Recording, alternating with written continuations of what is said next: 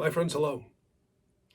When I was young, I used to have a really volatile temperament, and I would have kind of really violent and angry outbursts. I was pretty even keel unless something threw me off, and then I just would snap.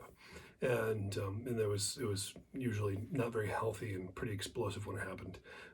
And I remember there was a time in particular where a young boy that I was friends with was taunting and teasing me. I was best friends with his brother at the time. I was in second grade or something like this, and he was about a year younger than me, and he was taunting me and picking on me and causing problems. And I said, stop and stop and stop, and he didn't, and he kept doing it. So I grabbed him by the ears and I banged his head against a cinder block wall. Um, Fortunately, he was okay. But that was something that was really kind of a wake up moment for a lot of people, including myself. That this is not acceptable behavior. And fortunately, I did grow out of that and learned how to behave more appropriately as I grew up. But I still find throughout my life that I have struggled sometimes to control the frustration that occurs in my life. There are certain things, like with all of us, that I have hot buttons, and if they get pushed, then it frustrates me tremendously. And so I've had to figure out, how do I behave as the responsible adult that I should be, and it's taken a lot of thought and intention and really modulated behavior to get to where I am now. And I'm not perfect. None of us are perfect. We're all human, and I still make mistakes and say things that I shouldn't say and do things that I shouldn't do. But I'm much better than I was, and I'm continuing to get better. And I'm sharing this with you because one of the things that I've learned and one of the things that I've shared with other people has been very helpful in all of our lives. So recently, I was having a problem with our cable provider, and after spending about an hour on the phone, I was just done talking with them and said, this has been unhelpful, and I'll try again tomorrow. And I hung up.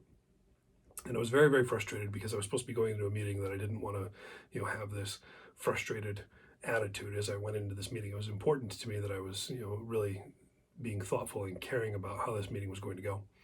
And so I took a moment to do a breath exercise. This is actually a Navy SEAL breath exercise that I've been teaching people for some time. It's called square breathing. And the way that it works, it actually rewires or restarts your brain in the physiological response that we have to stress and anxiety and all these things can be short-circuited, and we can immediately calm our bodies down by doing this breath exercise. So square breathing is pretty easy. We can do it together even right now. So what you do is you breathe in for 4, hold for 4, out for 4, hold for 4, and then do that 4 times. Square breathing. In for 4, hold for 4, out for 4, hold for 4, 4 times. So in about a minute, you can cause your body to directly calm down, like immediately calm down.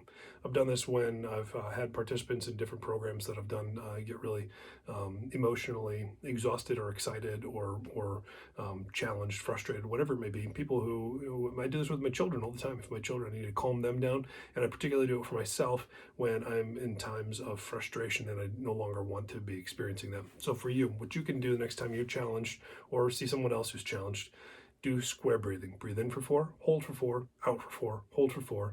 Do it 4 times. Navy SEALs do this. It works for them. It's going to work for, if it works for them, it should work for the rest of us, and it does. So I hope that next time you're challenged, you use this and it helps you.